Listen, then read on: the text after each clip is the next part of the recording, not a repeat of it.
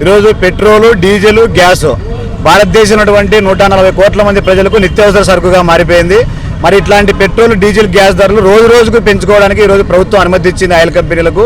ఆ రకంగా ఈరోజు పెట్రోల్ ధర 95 రూపాయలు పైగా ఉంది, డీజిల్ ధర 85 రూపాయలు, గ్యాస్ చూస్తే 850 రూపాయలు ఉంది. మరి నరేంద్ర మోడీ ప్రభుత్వం అధికారంలోకి రాకముందు 6.5 సంవత్సరాల కాలంలో గత ప్రభుత్వాలన్నీ పెట్రోల్, డీజిల్, గ్యాస్ ధరలు పెరగడానికి కారణమయ్యాయి.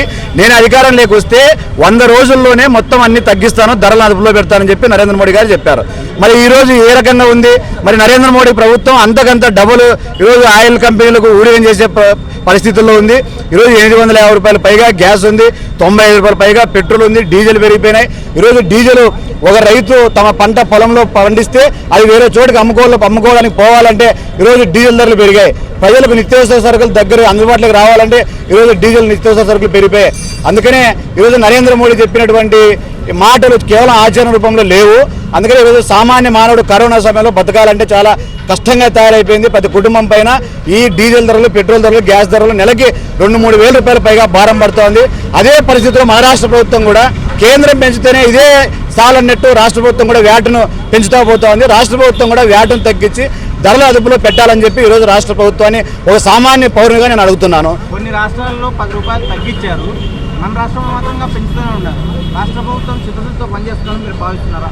ఈరోజు జగన్మోహన్ రెడ్డి ప్రభుత్వం ప్రజలకు దగ్గర కావడానికి నేను అనేక సంక్షేమ పథకాలు పెడతానని చెప్పి చెప్తా ఉంది. మరి పక్కలో ఉన్నటువంటి కేరళ ప్రభుత్వం ఏమో అక్కడ డీజిల్ ధరల మీద, పెట్రోల్ ధరల మీద, గ్యాస్ ధరల మీద 10 రూపాయలకు పైగా తగ్గించి ప్రజలకు అందుబాటులో తెస్తూ ఉంది. మరి ఇక్కడ జగన్మోహన్ రెడ్డి ప్రభుత్వం ఏమో ఎన్ని సంక్షేమ పథకాలు పెడతా ఉన్నా మరోవైపు వ్యాటును పెంచి ప్రజల దగ్గర నుంచి ఈ రకంగా పెట్రోల్, డీజిల్, గ్యాస్ ధరల నుంచి ముక్కు పిండి ఈరోజు డబ్బులు వసూలు చేస్తూ ఉంది. పక్క రాష్ట్రాల తరహా ఈ రాష్ట్రంలో కూడా ముఖ్యమంత్రి జగన్మోహన్ రెడ్డి గారు ప్రజలపైన బాధలు పడుకోకుండా పెట్రోల్, గ్యాస్, డీజిల్ పైన సుంకాన్ని తగ్గించి ఆ రకంగా ప్రజలకు అందుబాటులో తేవాలని చెప్పి ఈరోజు రాష్ట్ర ప్రభుత్వాన్ని కూడా నేను సామాన్య పౌరునిగా డిమాండ్ చేస్తున్నాను. డైరెక్ట్గా అమ్మఒడి కావచ్చు, రైతు భరోసా కావచ్చు, లబ్ధిదారుల అకౌంట్లకి డబ్బులు వేస్తున్నాం కదా, ఇంకా మిగతా ఎన్ని మాట్లాడాలనే విధంగా ఉంది గవర్నమెంట్ పరిస్థితి. దానిపైన మీరు ఏమంటారు?